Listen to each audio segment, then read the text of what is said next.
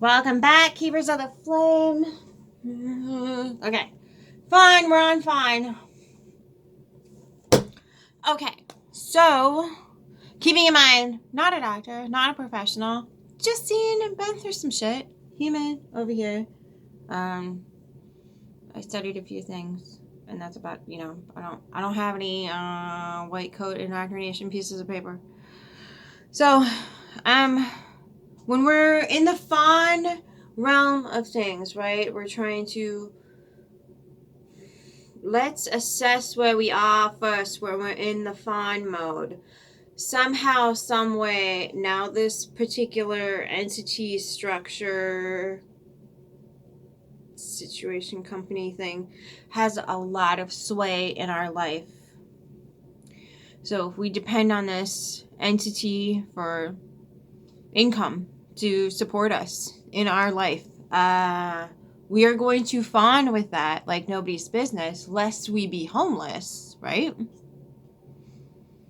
Okay, so that getting honest as to where this fawn is coming from, this just doesn't stem from anywhere. There's a reason why we have this particular mechanism, is because a large chunk of power now has been given to an entity that just probably wasn't a good idea. Maybe you didn't know in the beginning, but now you do, okay? Again, fight, flight, freeze, or fawn. It kind of like depends on where exactly you are at. So if you can know the basis of operation, so if you're in fight mode, you're having to stick up now for yourself, whether it be an emotional context or usually it's a physical one, right? Or it's a mental one and you're just arguing with your words. Flight is you feel like you're actually in physical danger, hence why you need to move. So you're on that spectrum, right? There's a giant spectrum of abuse that causes the trauma, which causes the adrenals to like kick in and have a specific outcome. People like to say that, oh, your response is based on who that person is and kind of pegs it into one thing. Typically, you have only one response. You can have a whole plethora because there's a giant spectrum.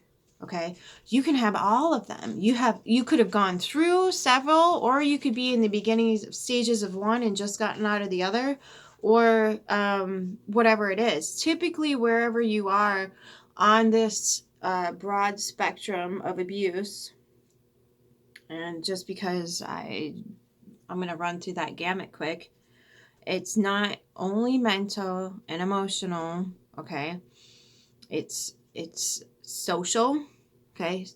Oftentimes they'll humiliate you in front of your friends or try to isolate you from people. That's social abuse. Unless, of course, they're saying to you, look, honey, every time you talk to this person or this group over here, you come back really upset and you're crying all the time.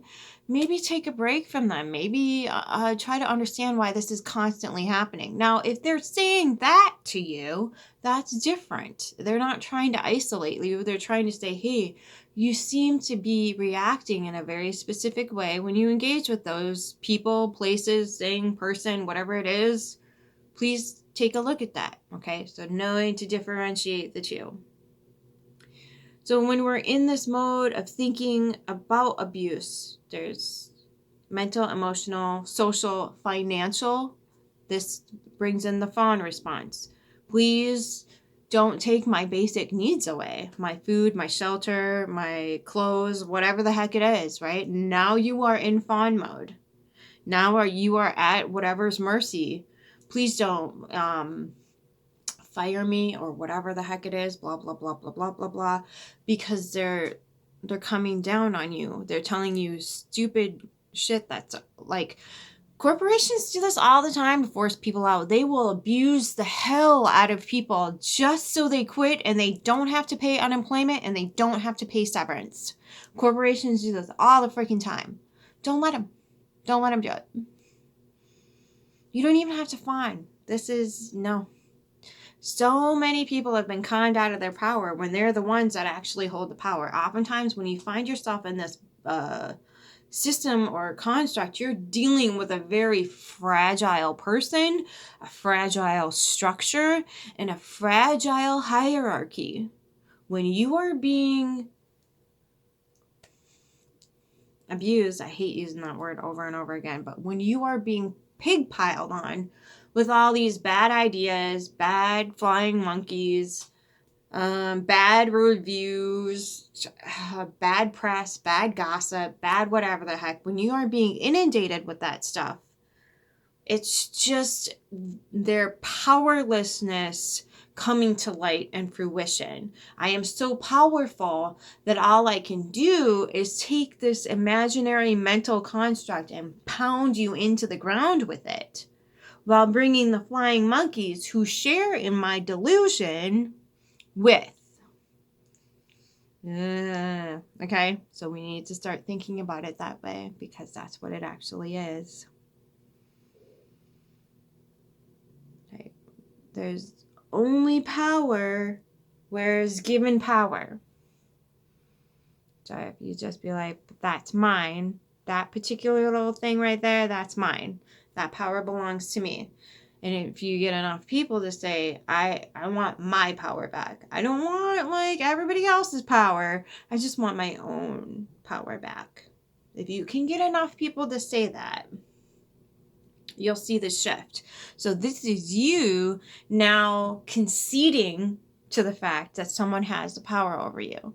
So coming to terms with the idea and concept that things that might get a little painful, but if you stop letting this person know that you are willing to continue to give up your power to them by fawning for a place in their existence because they might hold the keys to the kingdom, whatever the heck it is, okay? Accepting the fact that at one point, if you want to survive this, you're going to have to get out of the kingdom. The kingdom's crap. And you know this. You already know this. You're in the fawn state. You're begging to get back in the kingdom because you need a place to stay. So do what you got to do. But again, start slowly taking your power back. Get a job, get a side gig, get a something going.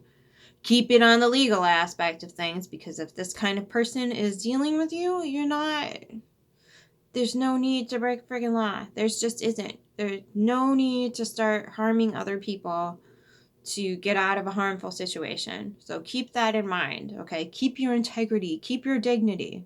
Please and thank you. Because there's so many, even people that are like working in the government and whatever else have just said some crap to me over the phone that's just like, are you like, what?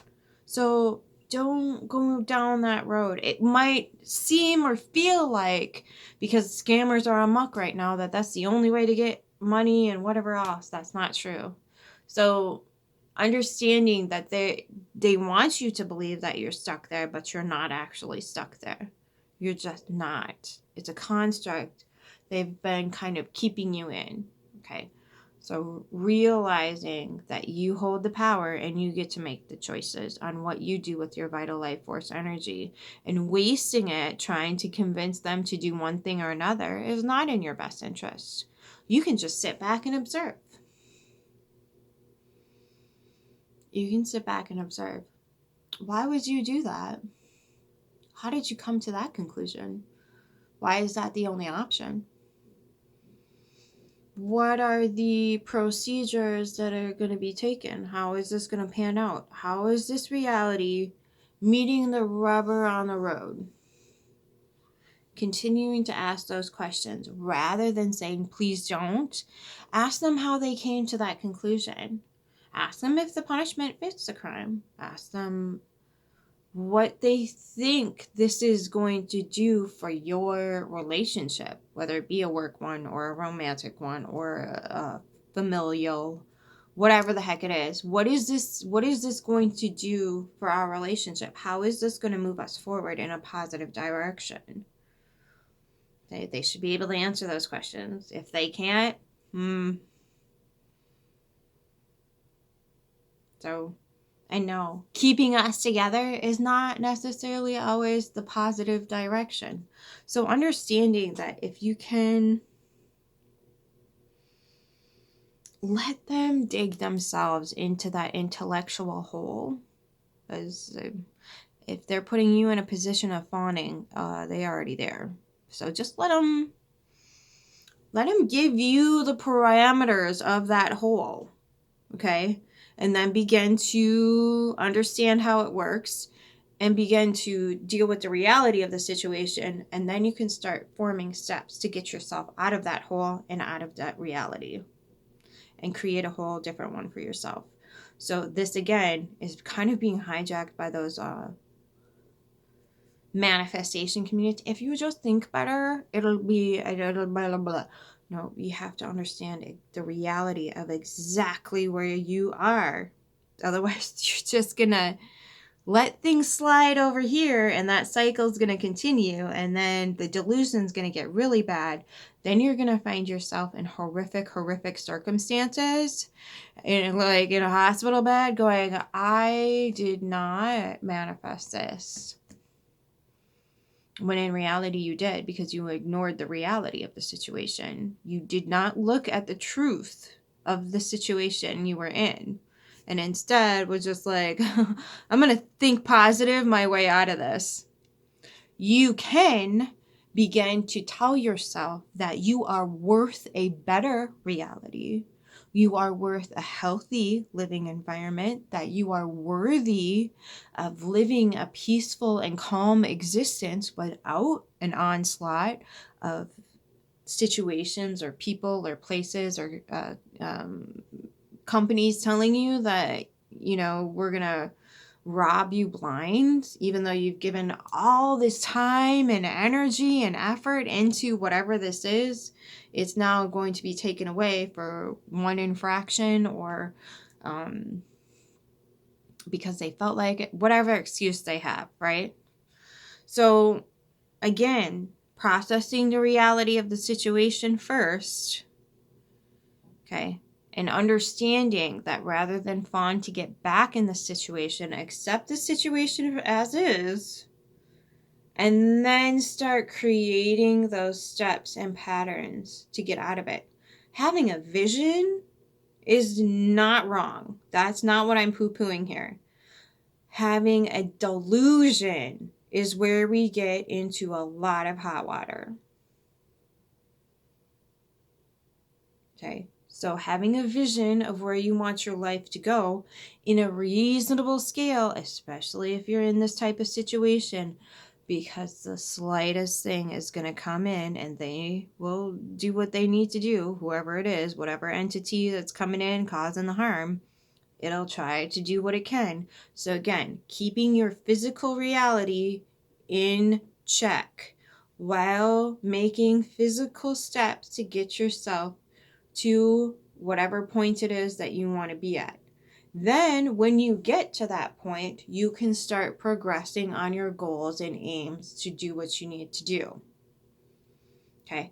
And sometimes you'll find that those roads were already entwining by default.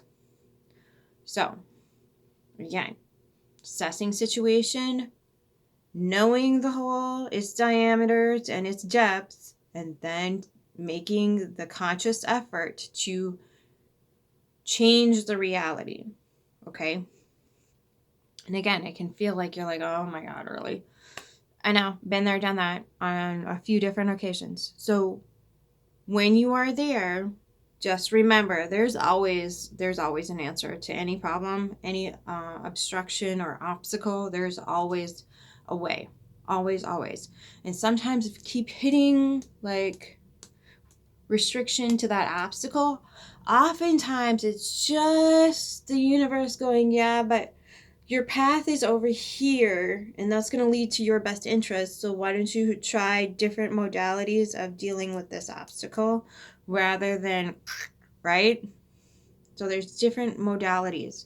You have to start thinking in this vast gray ocean of beauty and opportunity rather than the black and white that we've only been allowed to operate in for a hot minute. Okay? Then you're going to come to a better understanding of what the pathway means. Okay? So, again, it's not in vain. It's not for anything, whatever it is. We each have our lessons to learn here. So,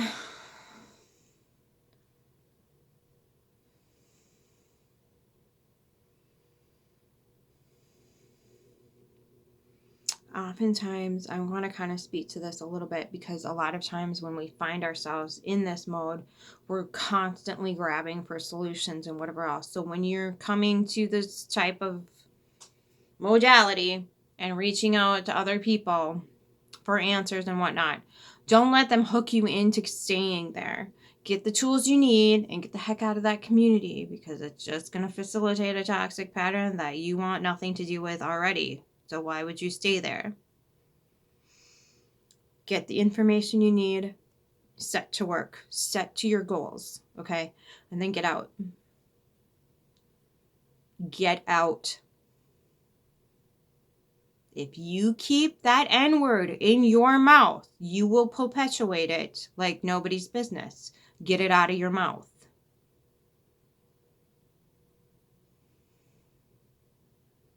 Okay, this is the other side of the fawn. Please help me. Blah, blah, blah, blah, blah. It's okay to ask for help. Abso-fucking-lutely.